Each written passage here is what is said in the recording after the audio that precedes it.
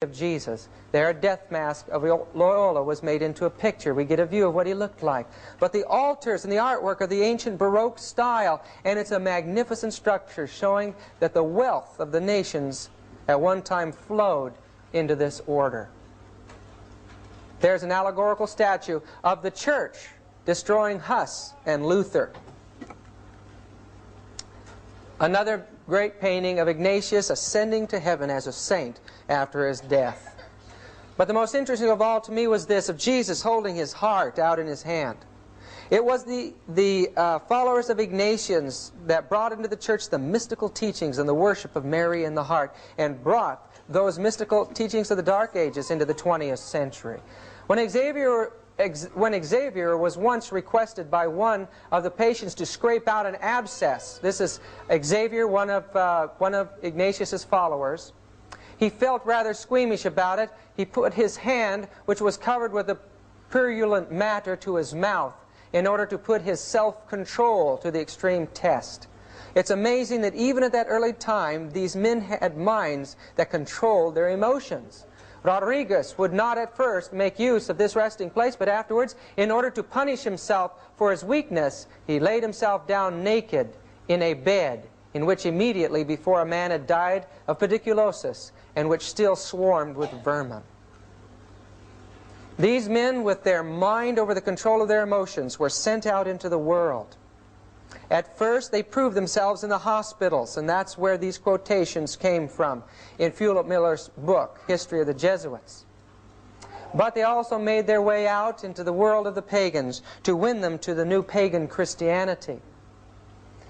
One of the first was St. Francis Xavier. The Pope claimed that this man had been given the gift of tongues, and as he went out, he certainly learned scores and scores of languages in India and Asia and Japan, and became a master of that whole province in the Jesuit system. The Jesuits were given tremendous power. At first, there was only 60 of them allowed, but in time, they were given full control of the church. Yea, they were given power to excommunicate all who would hinder or do not aid the society, to confer orders, preach, and minister sacraments, to change their general, to absolve heretics as well as imprison the excommunicate, to exercise episcopal functions, to confirm, exercise, dispense, etc., to disguise themselves, to carry movable altars, give plenary indulgence, to live exempt, free from secular power, taxes, as well as jurisdiction, authority, sentence, and command of any other ordinary delegate, judge, magistrate, from any search. Folks, it illustrates that the church and society gave the Jesuit absolute control in this world, total free from all law. In the Council of Trent, 2 of them were set aside, Alcazar and Ribera, to form a counterfeit theology to the prophecy of the Protestants about the Antichrist. At that time, these theologians formed the idea of futurism, that the Antichrist should come sometime in the future. This in time developed through John Darby and Edward Irving in Scotland into the rapture concept. And this book on the rapture was written by 2 Catholic priests. Peter Canisius and Peter Faber were the first missionaries sent in to form an educational system in Germany to counter the Reformation. The Jesuits became the educators and the controllers of the mind of children and the generations that were coming up. They became the great moral theologians and fought the Protestant concept of predestination. They taught free will, but merged with their free will was the idea that an individual through his own works could become perfect and gain merit on his own. Father Matteo Ricci illustrates the tremendous power of the Jesuit to infiltrate other religions and cultures. He became in every way a Chinese, and in time infiltrated the court of the emperor in China.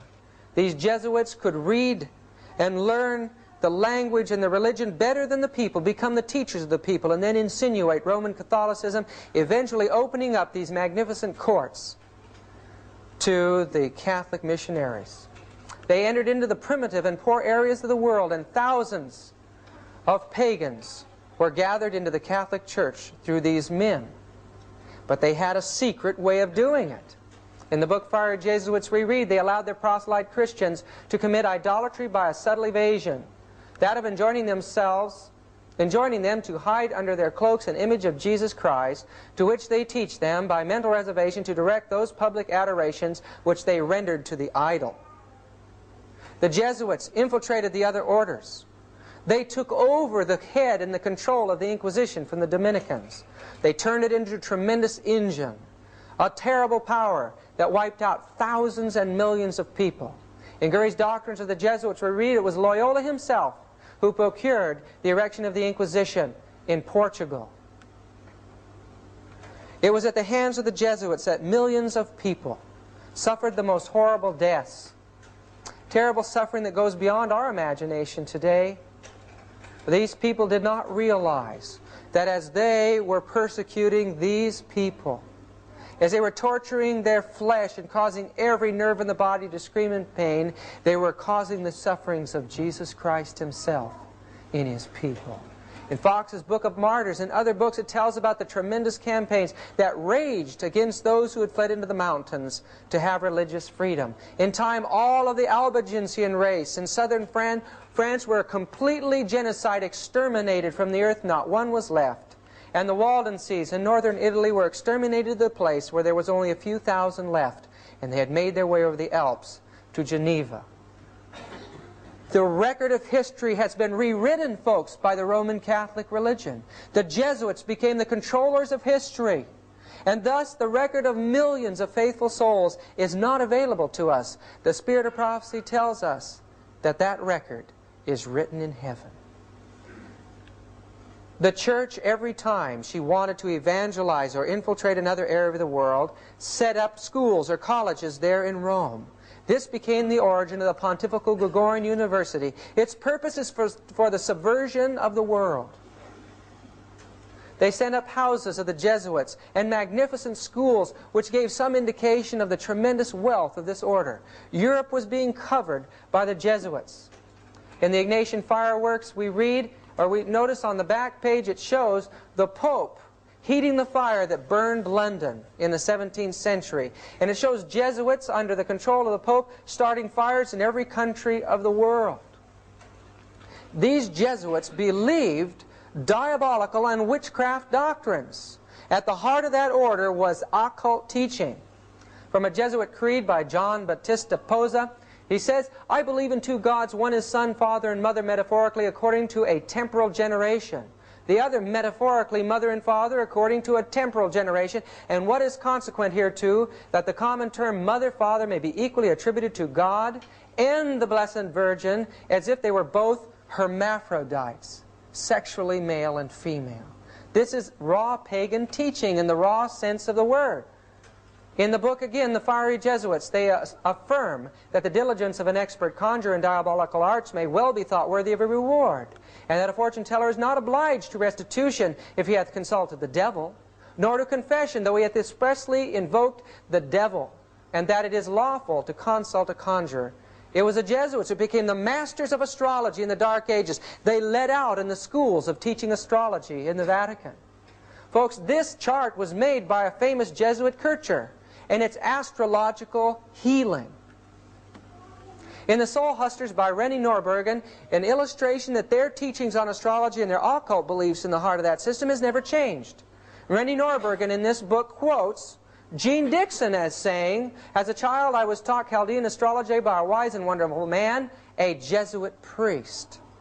I don't see how anything can be, I don't see how anyone can say that astrology is wrong. After all, he was a man of God.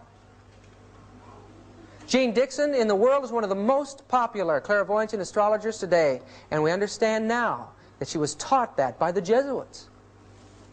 In Gurry's Doctrine of the Jesuits, this also is available in the library here at PUC, we learn the secret of how the Jesuits became the masters of the confessional. They could excuse sin by subtle evasion, and because of it, the wealthy powers of the earth beat a path to the Jesuit confessional. They learned the secrets of state, they sent this to the head of their order, and through it they were able to manipulate the emperors and the rulers of the world.